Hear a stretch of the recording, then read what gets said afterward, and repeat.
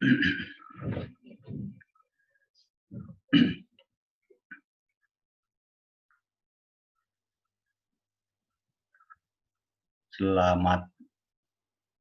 sore saudara sekalian, di mana saja berada, ikut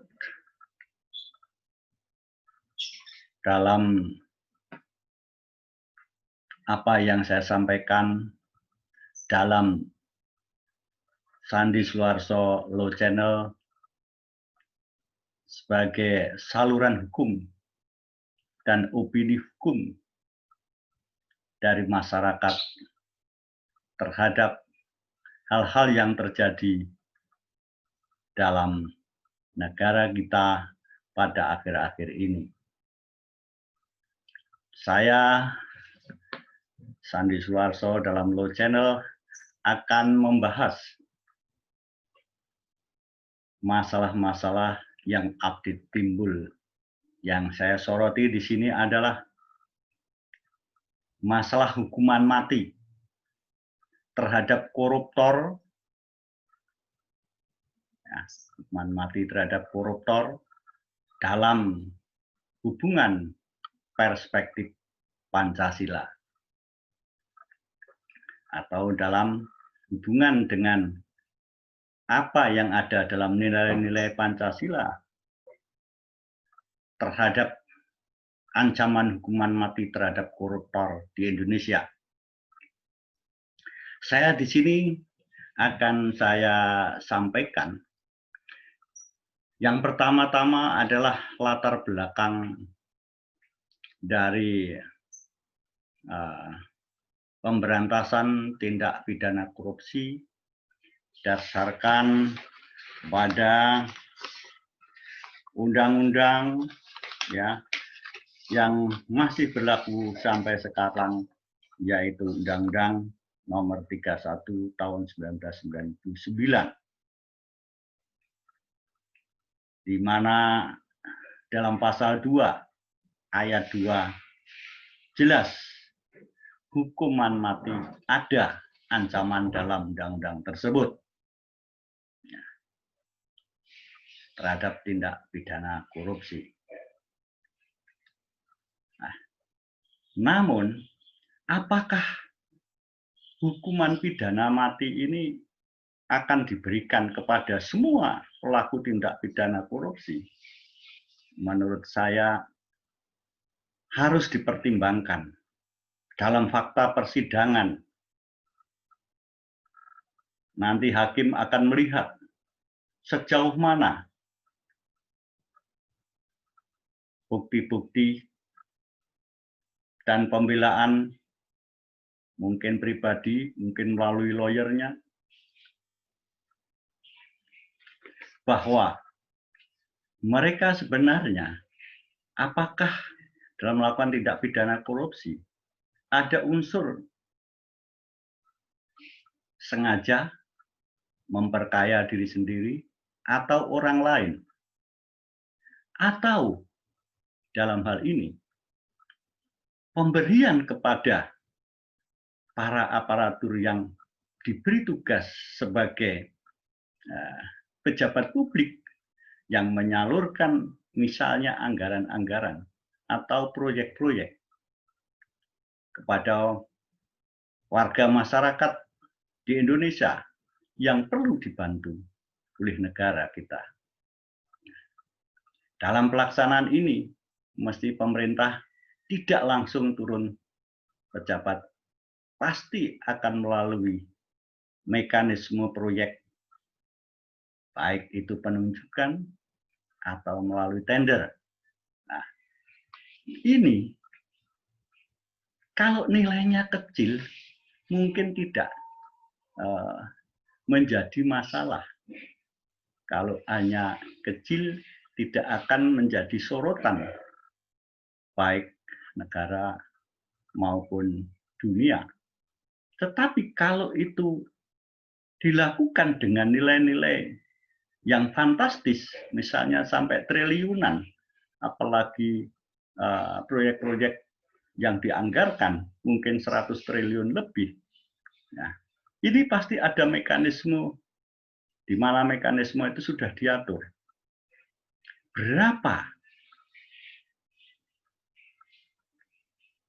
fee proyek dalam pelaksanaan anggaran yang diturunkan, yang tidak ada yang, kalau itu BLT jelas, itu bantuan langsung secara tunai, maka tidak bisa dikurangi menurut aturan. Kalau sampai dikurangi, ini masih ada masalah-masalah yang akan menjadi tindak pidana korupsi.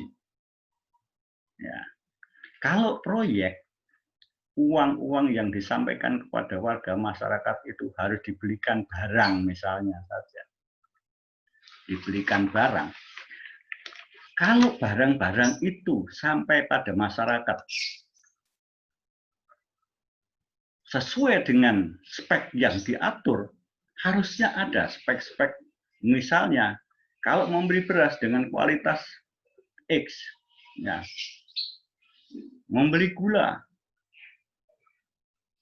membeli barang-barang, misalnya untuk kebutuhan rumah tangga, betul-betul perusahaan-perusahaan yang mengeluarkan barang-barang yang di sini yang mencari adalah yang menerima proyek atau tender. Ini pasti, kalau orang bisnis pasti mencari keuntungan.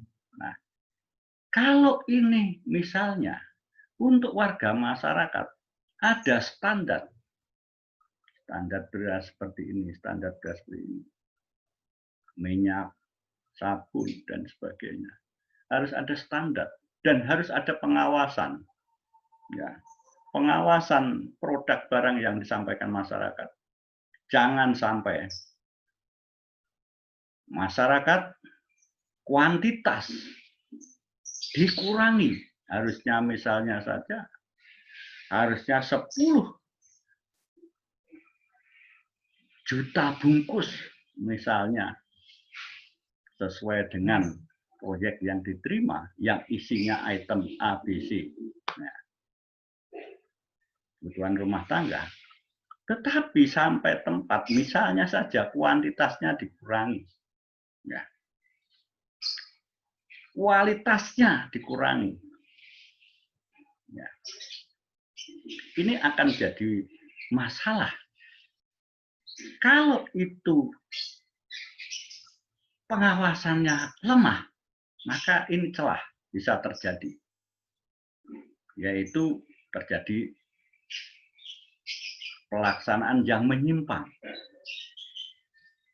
Kalau itu secara administratif harus diketahui oleh pejabat XYZ, maka ini terjadi maladministrasi. Kalau itu tidak terjadi kerugian pada keuangan negara, no problem. Tapi kalau terjadi penyimpangan terhadap keuangan negara yang harusnya disampaikan pada masyarakat secara tidak langsung dengan mengurangi kuantitas dan kualitas, ini kalau ada masyarakat yang menyampaikan, ini yang salah siapa? Nah, ini pertanyaan, yang salah siapa? Kalau ini ada unsur kesengajaan yang melaksanakan proyek, berarti ini pelaksana proyek melakukan tindak pidana yang menyimpang dalam pelaksanaan keuangan negara yang harus diterima masyarakat. Ini kalau jumlahnya besar, bisa fantastik ini. Ya, misalnya satu bungkus misalnya 5.000 misalnya, kali sekian. Ya. Ini nanti akan diperiksa di pengadilan, apakah ini terbukti atau tidak dengan saksi-saksi yang diajukan. Ya. Kemudian, untuk misalnya para pejabat yang memberi fasilitas secara administratif, tugasnya memang bukan memfasilitasi, tapi memang tugasnya secara administratif dia harus menyalurkan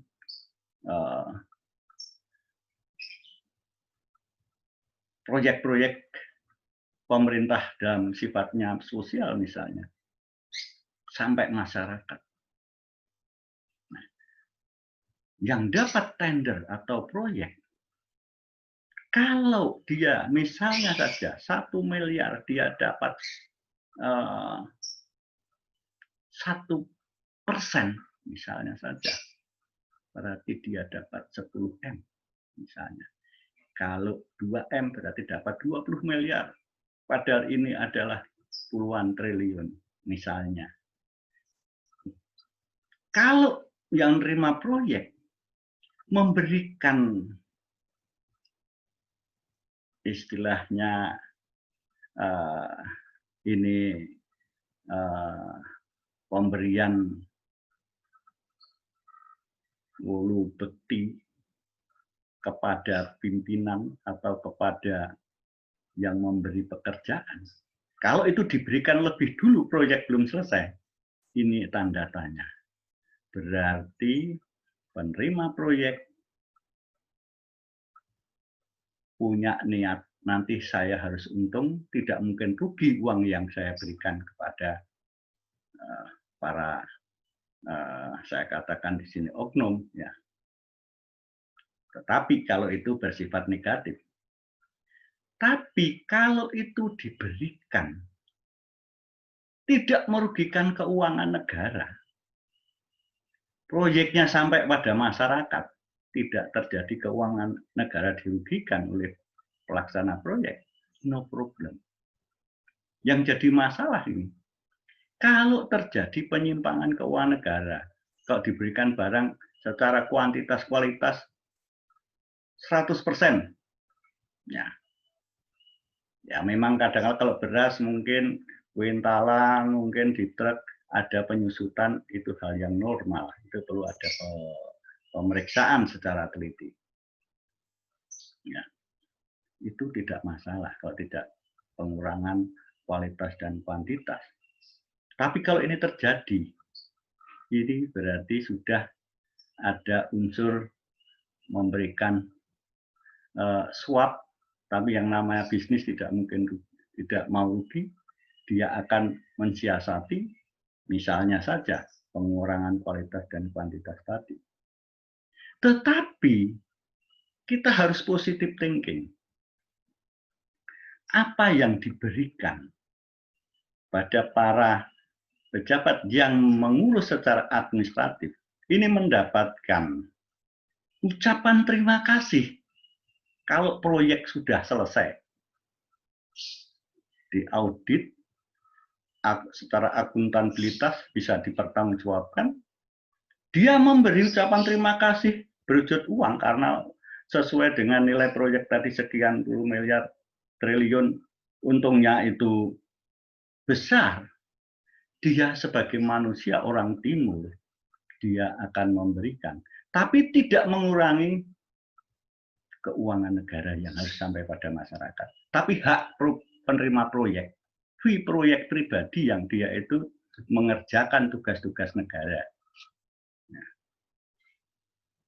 dia diambilkan dari fee mereka. Menurut saya ini bukan suap, ucapan terima kasih. Ya, kemanusiaan lah.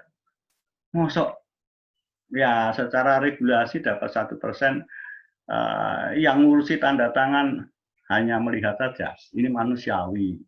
Tapi harus diambilkan dari hak pribadi penerima proyek secara regulasi. Kualitas kuantitas tidak berkurang. Nah, ini menurut saya bukan suap. Ya, kalau ini dikenakan suap bisa bebas. Ya, bisa bebas. Karena apa?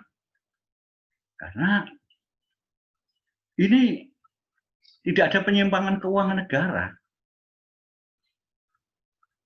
Ya. Tidak ada penyimpangan keuangan negara. Kita harus introspeksi. nanti menilai sebuah kasus, apakah dampak dari korupsi menyebabkan dampak yang luar biasa secara langsung atau tidak langsung kepada rakyat. Ini kita harus mengkaji di situ. Ya. Saya akan menjelaskan lagi bahwa masalah korupsi ini adalah berdasarkan pembentukan KPK, ya. Sebelumnya ini di Indonesia tidak ada, kurang lebih 2004, ya. Maka KPK ini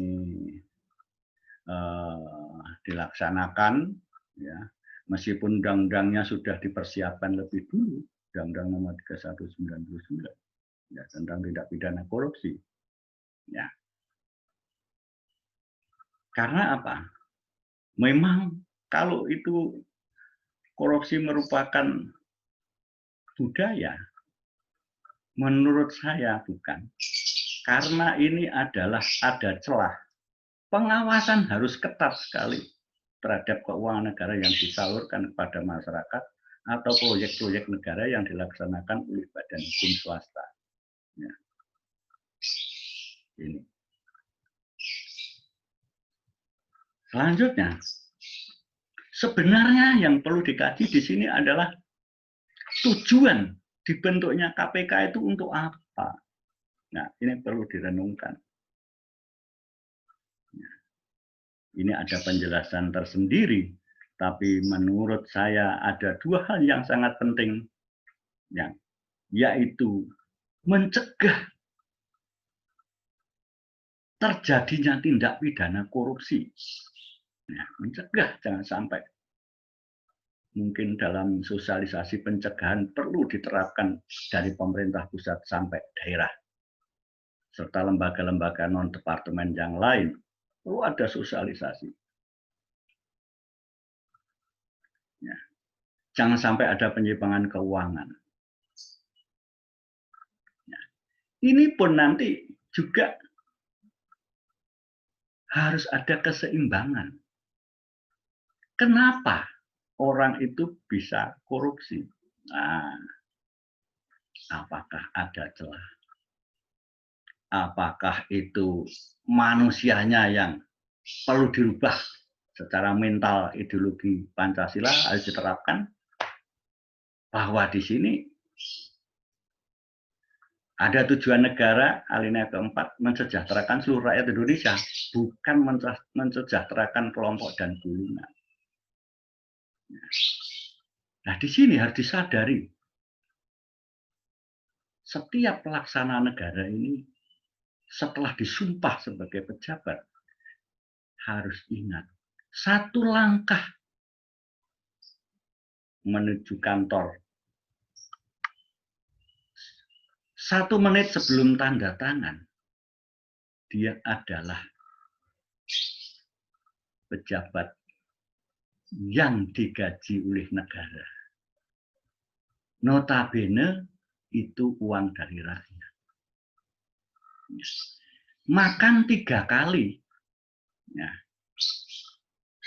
nyandang, papan, ya.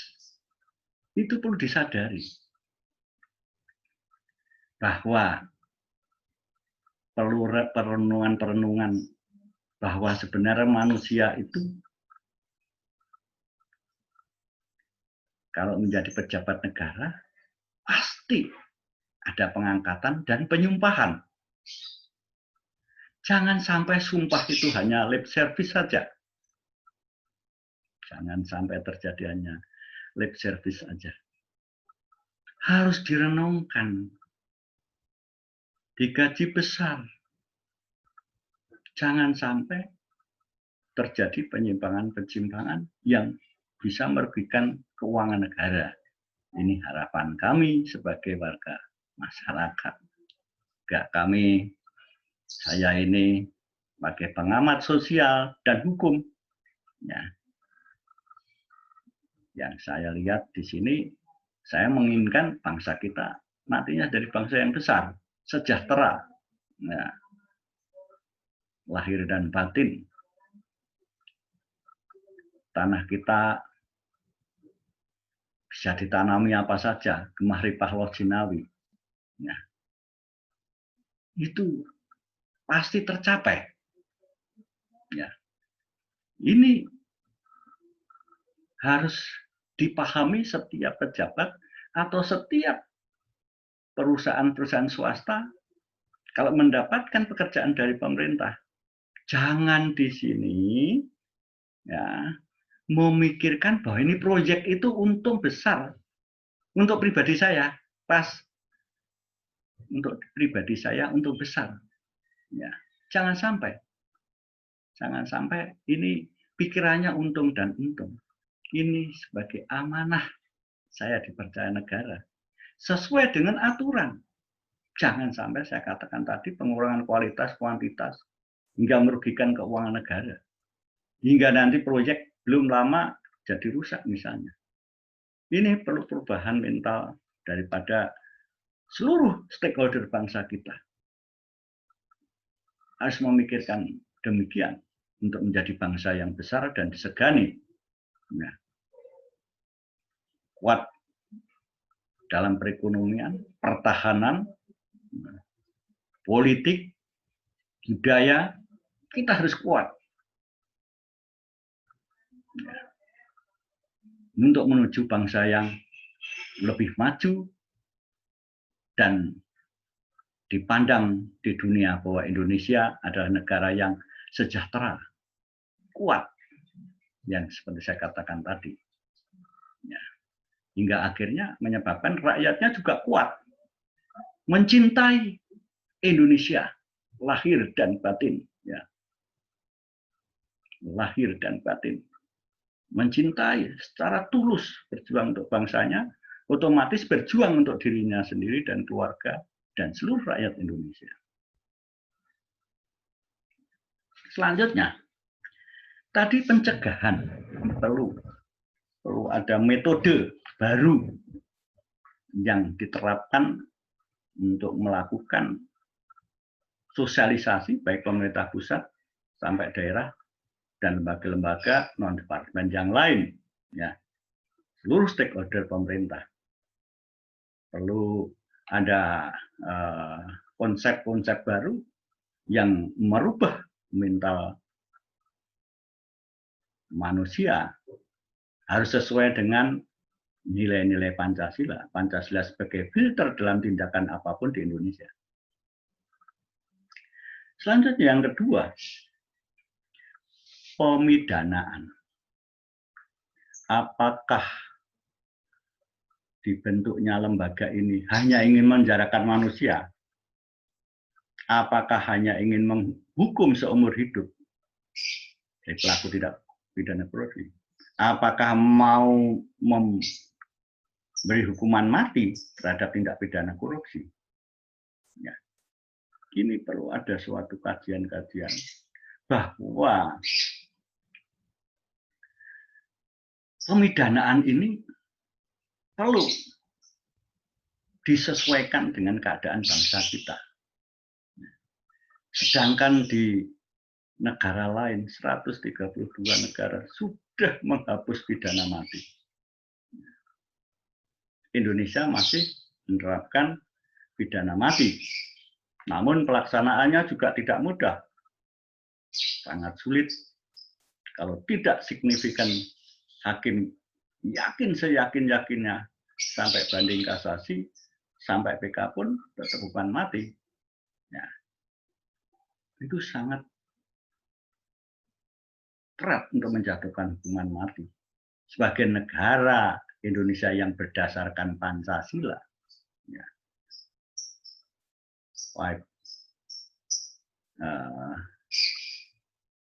Pancasila, ya, sila-sila dalam Pancasila ada 5. Ya. Menurut saya, yang paling mempengaruhi itu adalah sila pertama, ketuhanan yang Maha Esa. Ketuhanan yang Maha Esa. Bahwa Tuhanlah yang berhak mencabut nyawa seseorang. Ya. dalam pidana korupsi. Ya. Dalam tindak pidana korupsi ini kan menghilangkan hartanya negara. Ya. Keuangan negara yang dihilangkan. Dalam konsep undang-undang yang ada, ini sudah harus mengembalikan keuangan negara. Ini keuangan negara yang dikorupsi harus kembali 100%. Ya. Kalau tidak bisa mengembalikan, sampai pada kalau sudah dipakai, punyanya apa? Harus disita untuk negara. Meskipun itu tidak ada hubungan langsung dari hasil korupsi. Menggantikan keuangan yang telah dipakai. Ya. Kalau itu ada orang lain, memakai berapa? Harus dikembalikan keuangan negara itu. Yang dipakai, 100% harus dikembalikan. Ya. Karena tujuannya tadi adalah mengembalikan keuangan negara karena negara rugi. Harus tiap koruptor yang ketangkap, istilah yang sudah terdahulu adalah dimiskinkan. Sebetulnya saya kurang lebih kalau dimiskinkan. Sesuai dengan harta korupsi yang diambil dari keuangan negara, harus dikembalikan. Kalau uangnya sudah misalnya di money laundry, harus kembali, punyanya apa? Misalnya mobil mewah harus disita untuk mengembalikan. Ya, harus ada landasan hukum untuk pelaksanaan. Perlu ada PP dalam pelaksanaan untuk menarik keuangan negara yang telah dipakai. Meskipun itu sudah jadi apa tidak tahu, sudah di money laundry, tapi catatan kerugian jelas dan diputuskan nanti di pengadilan. Ini harus kembali. Nanti harus ada jaksa yang tugasnya untuk menarik aset-aset dan keuangan negara hasil korupsi. Harus tegas ini. Dan harus dilindungi. Baik pang hasil korupsi harus segera diserahkan kepada pemerintah. Kalau itu misalnya ada kaitan dengan perbankan. Pribadi, kalau itu pribadi bisa diambil sesuai dengan surat tugas untuk mengembalikan aset yang dipakai. Tapi yang perlu dicatat, meskipun pengembalian uang 100%, yang perlu dicatat, bahwa pengembalian uang 100% itu tidak menghapus hukuman pidana. Ya, tidak menghapus hukuman pidana sesuai ancaman tindak pidana korupsi yang sudah terbukti di pengadilan atau jaksa penuntutnya sudah menghitung bahwa ini kerugian sekian harus kembali. Nah, ini jadi harus dikembalikan kepada negara, tetapi tidak menghapus tindak pidana. Misalnya diancam 20 tahun, ya, nanti hakim yang akan mempertimbangkan secara, menurut saya, hukuman yang berbasis pada nilai-nilai Pancasila, ya, hukuman yang berbasis pada nilai-nilai Pancasila, orang yang katakanlah mencuri keuangan negara, mengkorupsi, dikembalikan, ya harus ada pertimbangan-pertimbangan untuk pengurangan hukuman. Ini wajib. Sebagai manusia yang berdasarkan Pancasila punya moral, ya, tidak melaksanakan aturan ansih, tetapi juga pertimbangan-pertimbangan yang lain, yaitu keadilan Pancasila, yaitu keadilan masyarakat. Menurut saya begitu. Kalau tidak mengembalikan, ya tidak ada pertimbangan. Kalau pertimbangan putusan, kecuali mereka terbukti tidak terbukti lah, itu lain. Kalau terbukti tidak mengembalikan, ya hukuman sesuai dengan ancaman yang ada. Ya, misalnya Kalau mengembalikan hanya separuh, yang separuh nanti jaksa KPK akan melacak sesuai dengan tugas-tugasnya, dilimpahkan kepada siapa. Nanti perlu diatur dalam peraturan pemerintah untuk melacak aset negara hasil korupsi harus kembali. Tidak ada yang tidak kembali 1% pun. Meskipun uang habis-habis, aset pasti ada. Rumah, tanah, mobil mewah, deposit dan sebagainya harus diserahkan kepada negara. Ya. Kecuali hanya untuk tempat tinggal keluarganya. Ya, manusiawi. Untuk makan, misalnya ada beras ya jangan disita, ya misalnya untuk beras harian misalnya, ya misalnya. Ya. Jadi di sini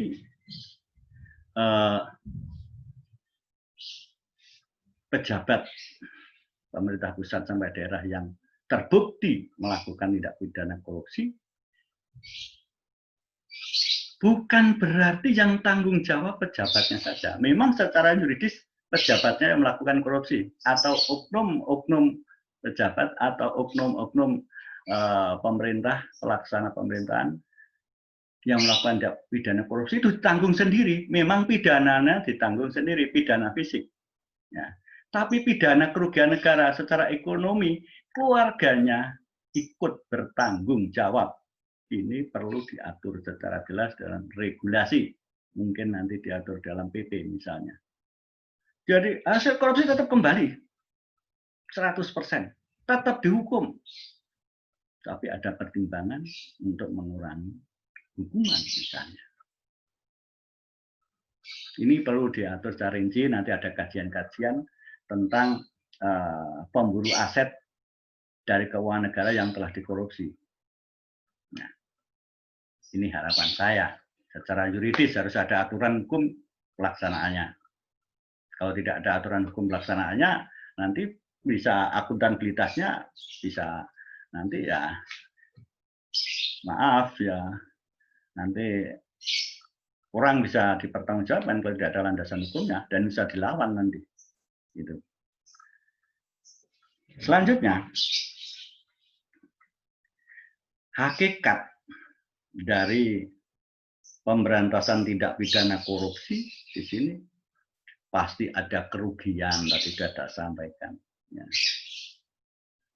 Terhadap keuangan negara, jelas. Kalau ada niat, ya, memperkaya diri atau orang lain. Ya.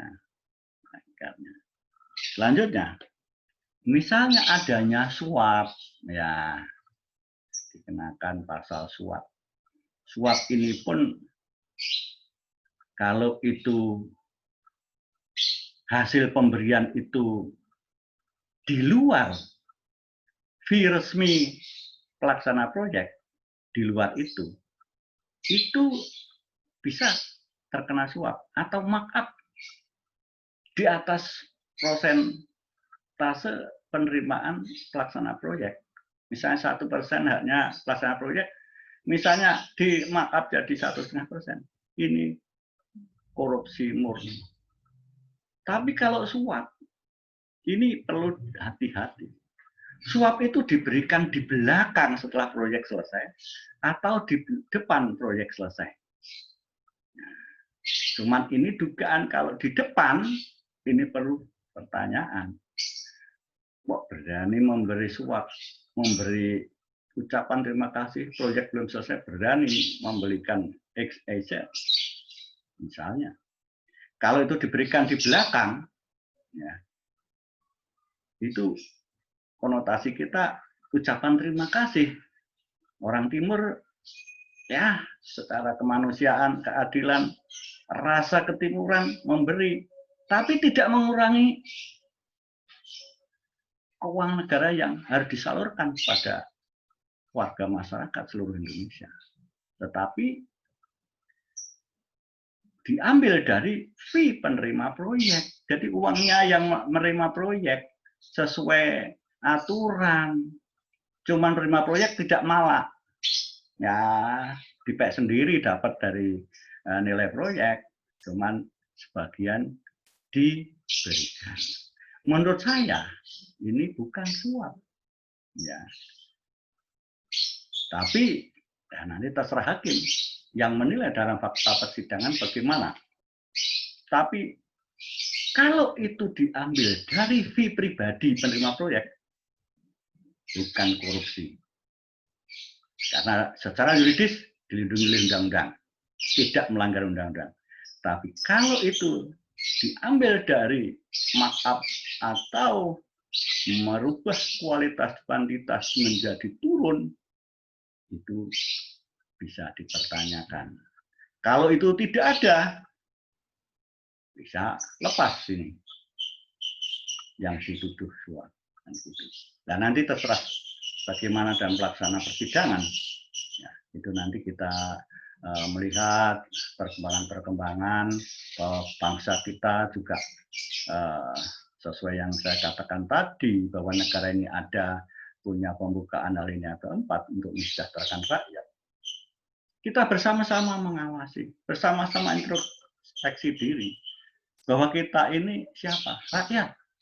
Rakyat yang diberi amanah yang melalui pengangkatan penyumpahan. Kalau seorang proyek, dia harus menandatangani proyek dan ada aturan-aturan yang diatur oleh pemerintah dan negara. Ya, itu.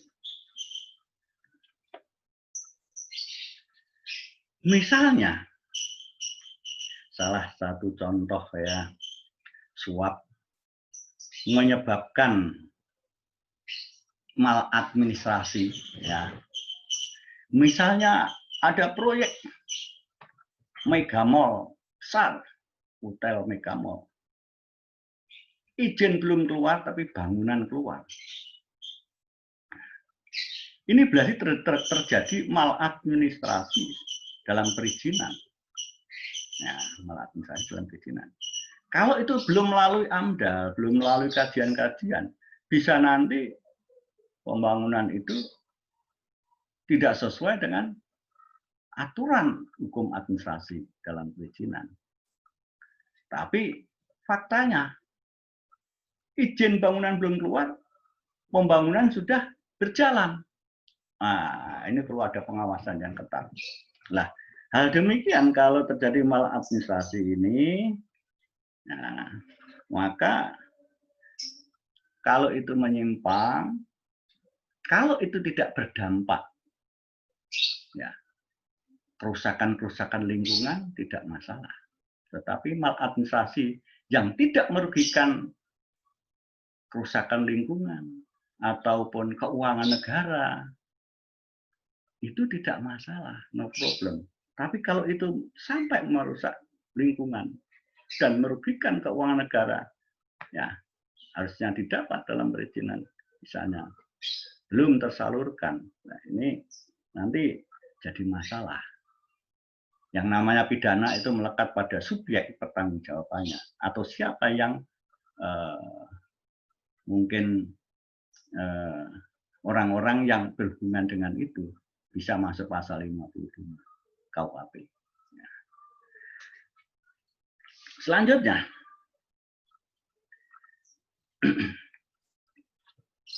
tadi dalam penindakan tadi, KPK ini juga melakukan monitoring. Ya, monitoring itu apakah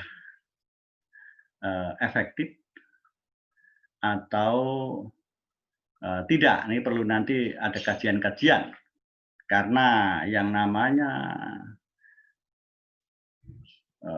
korupsi ini bisa terjadi di mana-mana. Apakah monitoring itu di seluruh pelosok negara Indonesia? Perlu ada kajian-kajian, perlu ada petugas-petugas khusus intelijen KPK misalnya untuk melihat hal-hal yang mencurigakan, ya, hal-hal yang mencurigakan adanya suatu tindak pidana korupsi misalnya. Ya.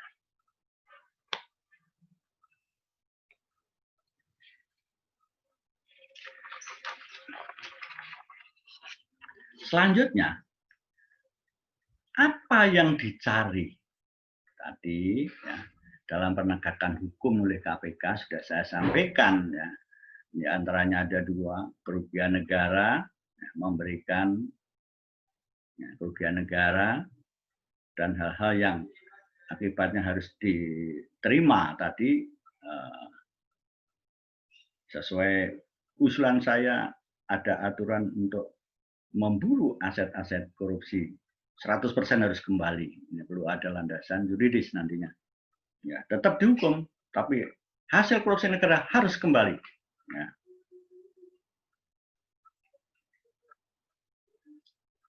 Yang kedua, misalnya kerugian negara dan penindakan sampai pada pelaksanaan penegakan hukum di pengadilan harus menimbulkan efek jera terhadap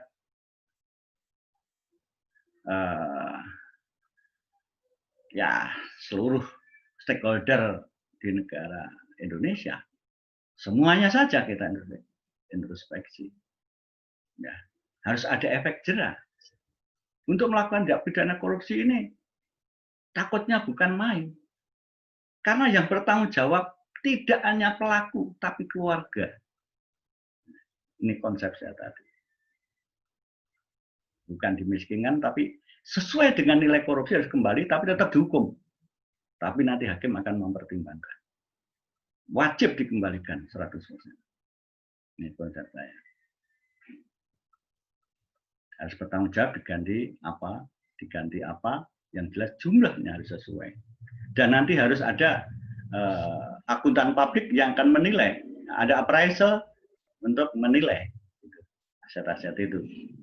Dan harus terbuka akuntabilitas pada negara dan bangsa dan rakyat seluruh Indonesia.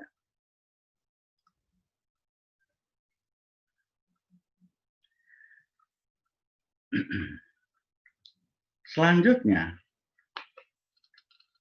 di sini mungkin penerapan hukuman ya dalam penindakan. Ini mungkin tadi kalau hartanya dikembalikan 100% perlu ada pertimbangan. Nah, kalau terbukti sudah hartanya bisa dikembalikan 100%, maka ada pertimbangan pengurangan hukuman. Karena apa? Efek jerahnya bahwa pelaku tidak pidana korupsi tidak hanya pelakunya, tapi yang bertanggung jawab adalah ikut keluarganya. Jadi pertanggungjawabkan kerugian negara adalah ditanggung satu keluarga. Harus mengembalikan karena keuangan negara.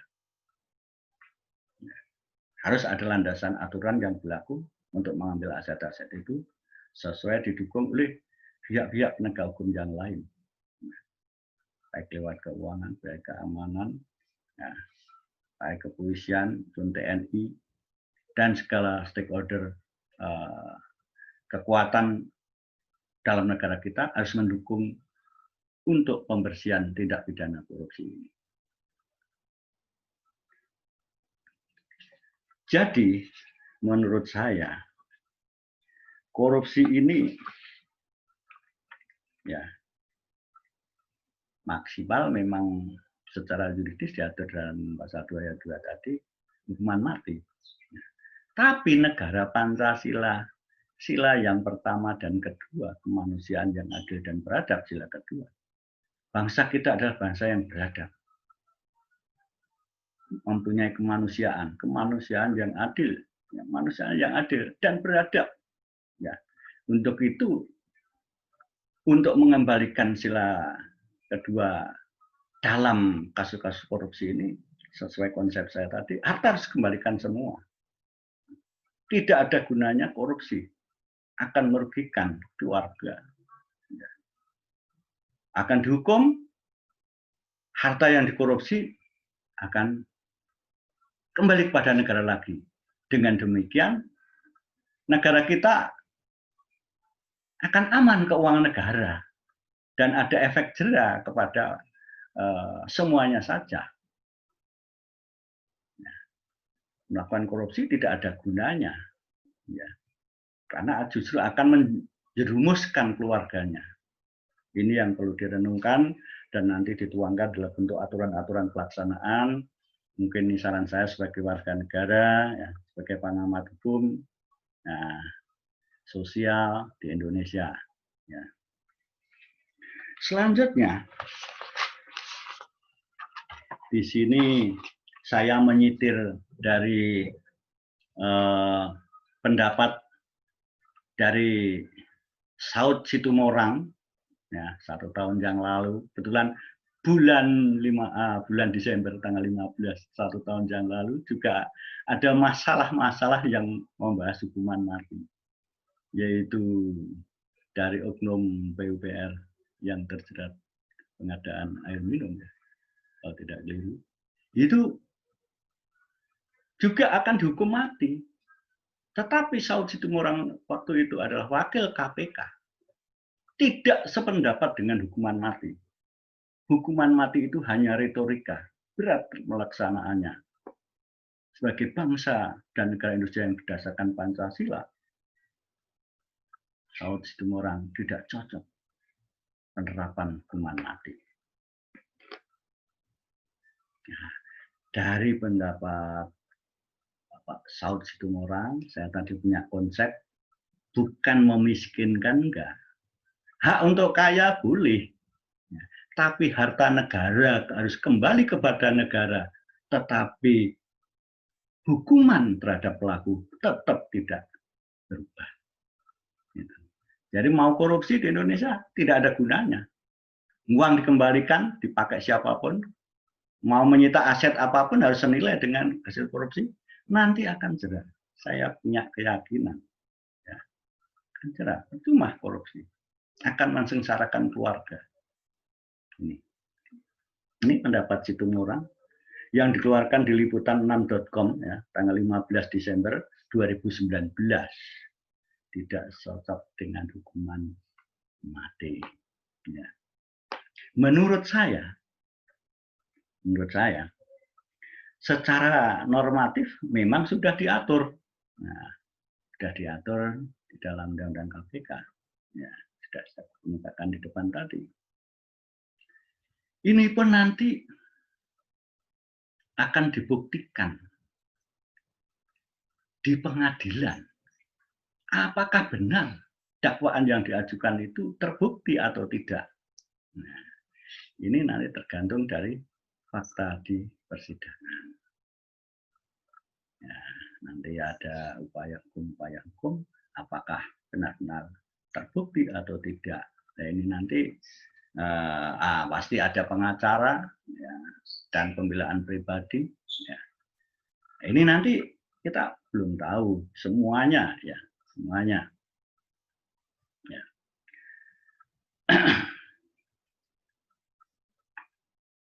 Selanjutnya, dalam persidangan pun penjatuhan hukuman mati ini tidak mudah. Juga pertimbangannya tadi saya katakan sangat jelimet hakim mempertimbangkan hukuman mati. Pertimbangan dari sisi A, B, C, D. Ya. Bahwa dia itu adalah kalau membuat putusan, ya, di atas sendiri. Ya. Demi keadilan berdasarkan Tuhanan Yang Maha Esa. Kalau direnungkan, dia itu wakil Tuhan yang berjubah hitam, ya, merah. Ini kalau direnungkan tanggung jawabnya besar sekali. Kalau direnungkan, dia banyak uang miliaran misalnya, kebetulan dia orang kaya. Kalau dia bertugas menjatuhkan putusan yang tidak sesuai nurani dan fakta persidangan, dia tidak mau. Karena manusia hidup tidak hanya hidup satu sisi. Di dalam dunia yang terang, benderang, happy, semuanya bisa. Ya. Kalau di sana nanti suatu ketika akan semua sama. Di sana itu modalnya adalah modal kebaikan kepada manusia terhadap manusia. Kebaikan bangsa kepada bangsa yang lain. Ini modal nanti kehidupan kelanggengan. Kalau disadari seperti itu, ya, harta ini hanya sebuah aksesoris, aksesoris saja ya. Dan aksesoris itu hanya untuk keindahan dan kecukupan, ya, hidup yang cukup. Jangan sampai kehidupannya dipandang rakyat, maaf, mungkin dirasakan, aduh, aku sebagai rakyat Indonesia. Nah, misalnya, harus yang di bawah, yang di atas ya kadang-kadang melihat ke bawah, yang di bawah melihat ke atas. Ya, ada ketemu di tengah-tengah, bahwa kita itu bangsa sendiri, kita punya tujuan yang sama. Nah, ini suatu sosialisme yang ideal. Ya, ini suatu harapan saja dari saya pribadi. Selanjutnya, ya, saya punya suatu pendapat. Ya. Dengan demikian, pendapat ini adalah pendapat pribadi. Hukuman mati, ya, harus dipertimbangkan secara detail dan berdasarkan rasa keadilan Pancasila, yaitu keadilan masyarakat. Meskipun di situ keadilan hukum yang sudah didok, tapi rasa. Nah, kalau terpidana korupsi, kalau konsep saya tadi bukan dimiskinkan, tapi diambil sesuai kerugian negara, hanya dihukum fisik. Ya. Dihukum fisik aja. Ya. Ini aja merugikan keluarganya, keluarga besarnya. Ya.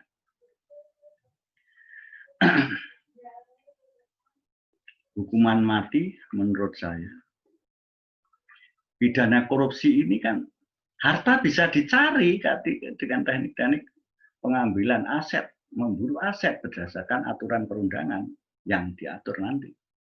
Nah, diberi kewenangan mengambil kemana saja. Ya, kalau sudah dibelikan mobil, saudaranya mobilnya dijual, harus ada penggantiannya. Yang penting jumlah kerugian harus kembali. Ini harus ada landasan hukum pelaksanaan nantinya.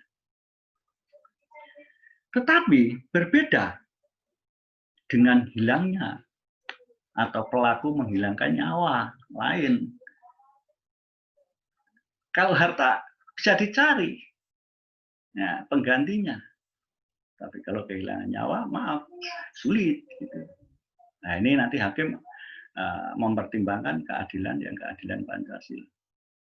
Ini mungkin konsep baru, jadi masyarakat juga akan menyadari justru hukuman fisik yang berat justru tidak menimbulkan efek jerah. Dengan konsep-konsep nilai keadilan berdasarkan Pancasila, mungkin masyarakat sama-sama sadar. Ini perlu ada uji coba secara teori dan praktek. Ya.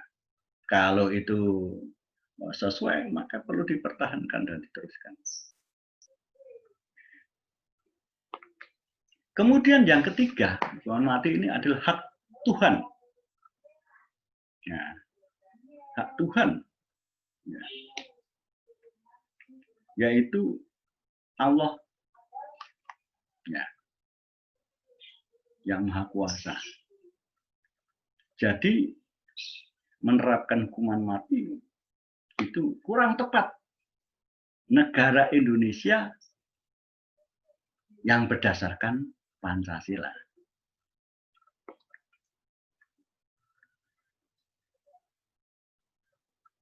Dengan demikian, saya tidak setuju.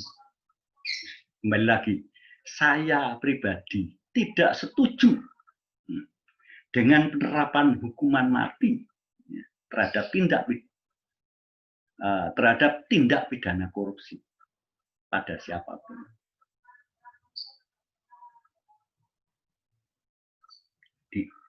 Tindak pidana korupsi otomatis di Indonesia. Ya, ini. Kemudian, menurut saya,